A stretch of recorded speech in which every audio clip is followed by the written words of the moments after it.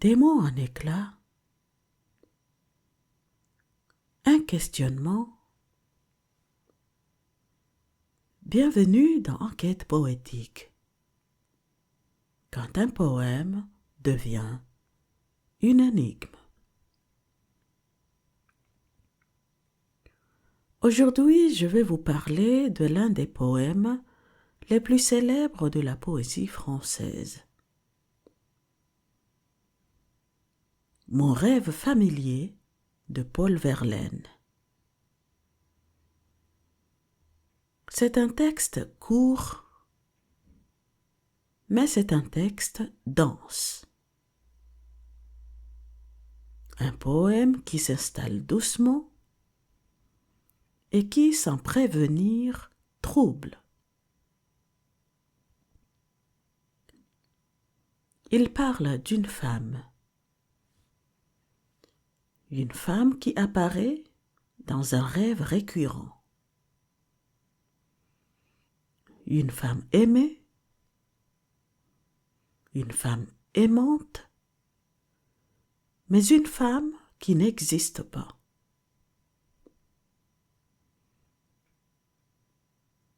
Et c'est précisément cela qui me dérange. Pourquoi tant d'efforts, tant de délicatesse, tant d'intensité pour un rêve? Je fais souvent ce rêve étrange et pénétrant d'une femme inconnue et que j'aime et qui m'aime. Et qui n'est chaque fois ni tout à fait la même, ni tout à fait une autre et même me comprend.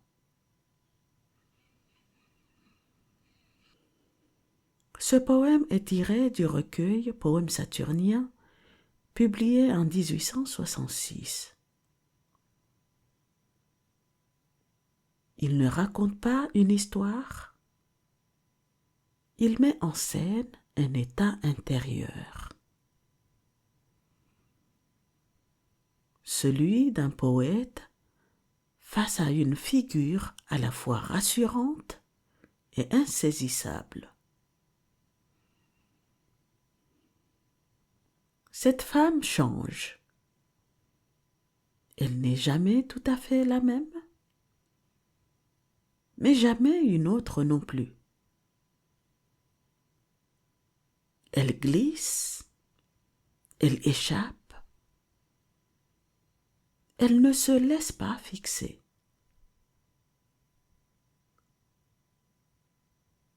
Et c'est cela ce qui me trouble profondément.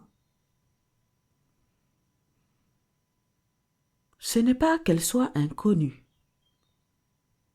c'est qu'elle soit impossible à fixer.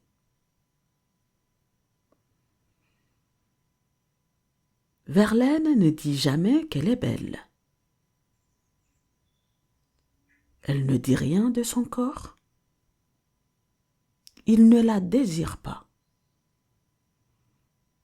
Il veut qu'elle le comprenne. Comme si l'amour charnel était déjà trop. Comme si le désir devait rester ailleurs. Cette femme est idéale parce qu'elle n'existe pas. Elle ne confronte pas. Elle n'exige pas. Elle ne trouble pas l'ordre social.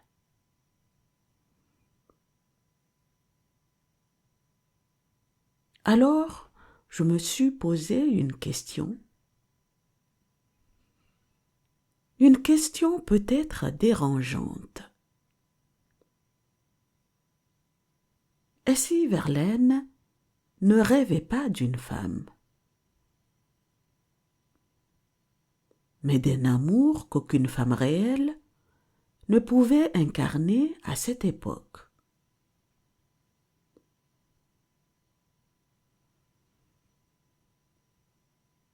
On sait aujourd'hui que Verlaine a entretenu une relation intense, passionnelle, avec Arthur Rimbaud. Une relation qui a fait scandale. Une relation impossible à dire. Alors, cette femme rêvée devient peut-être un écran, un masque poétique. Une manière acceptable de dire un désir qui ne pouvait pas encore se dire.